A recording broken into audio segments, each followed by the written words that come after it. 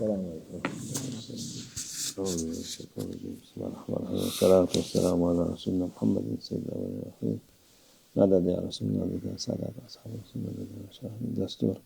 Ve naşallah fazla sen Muhammed'e rahmet. Tarikatuna as-sahaba ve hayr fil cemiyye. Faal lema yurid. Sadakallahu azim. İstediğini yapar diyor. This holy verse states that Allah Almighty is the one who does whatever He wills. Ayet-i kerime Allah Azze ve Celle her şeyi kimseye sormaz. Ne yapacağım, ne edeceğim. Allah Almighty does not ask anyone's permission regarding what He will do or how He will manage things. İstediğini yapar. Allah Almighty acts entirely according to His own will. Onun için o yapılan şeyi ne için böyle oldu, ne için bu böyle oluyor diye sormak kimsenin faydasına olmaz. Therefore, it is of no use to anyone to constantly question why things happen the way they do. Ama yani hayır işler için olursa olur. Evet. Onun nasıl hikmeti de sorabilir insan ama However, it is acceptable to reflect upon matters involving goodness, and a person may inquire about the divine wisdom behind such things. Başka itiraz olarak ne için diye sormak hiçbir fayda getirmez. But otherwise, asking why as a form of objection brings no benefit whatsoever. Zarardan başka getirmez. It brings nothing but harm. Zarar çünkü alışkanlık olur, her şeye itiraz eder. It is harmful because it becomes a habit, leading the person to object everything. Her şeyi kabul etmez. Kabul etmeyince o imanını bitirir. Allah muhafaza etsin. They stop accepting anything as it is, and when they refuse to accept Allah Almighty's will, it will eventually destroy their faith. May Allah Almighty protect us. Allah her şeyi güzel yapmış, güzel yaratmış. Allah Almighty has made everything perfectly and created everything beautifully. Tabii dünya imtihan yeri olduğu için bazı şeyler mümin için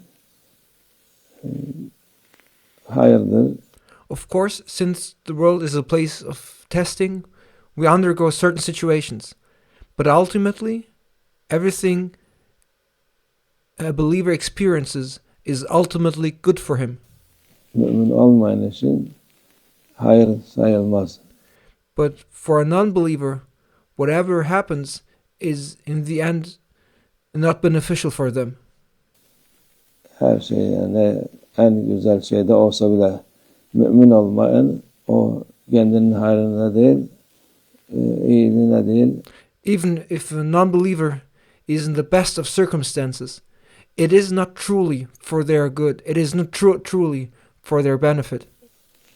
Allah'ın bir şeydir o. Ona daha fazla aslında daha fazla kötülük yapsın ki daha fazla azapta dursun. It is a divine decree allowing them to rebel and commit more evil so that they may face greater punishment.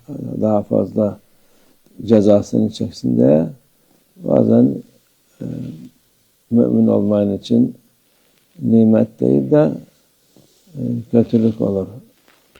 Sometimes what seems like a blessing for a non-believer is actually detrimental, serving only to increase their ultimate punishment. Nimet müminedir. True blessings are reserved for the believers only. İyisi de iyi olmayan, gözükmeyen de her şeyde mümin için hayırdır. Both the apparent good and the things we cannot fully comprehend are ultimately beneficial for the believer. Mümin olmayan için en iyi bir şey olsa bile o hiçbir faydası yok. Ona Even the seemingly best things have no real benefit for a non-believer. daha fazla artsın, daha fazla kötülük yapsın diye onu Allah önünü açmış. Şimdiki vaziyet, dünyanın vaziyeti gibi. For a non-believer, Allah Almighty clears the path for them to rebel and commit even more evil, much like the current state of the world today. Her şey kötülerin elinde veya zanneder insan ama People might assume that everything is in the hands of the bad ones, her şey Allah'ın elinde. but in reality everything is in the hands of Allah Almighty. O yaptıkları şeyin cezasını fazlasıyla çekmeleri için Allah Almighty is simply giving them free rein and the opportunity so that they will bear the severe consequences of their actions. önlerini açıyor. Daha fazla kötülük yapın, daha fazla zulüm edin ki daha fazla cezanızı bulacaksınız. It is if they are told as if they are told, commit more evil and oppress more, do more of those evil things, so that your eventual punishment will be even greater. Allah muhafaza etsin. May Allah Almighty protect us. Onun için dediğimiz gibi itiraz devamlı aksi muhalefet olmayın. Therefore, do not be constantly objecting, or do not be in opposition to Allah Almighty's will. Allah'ın dediği olacak.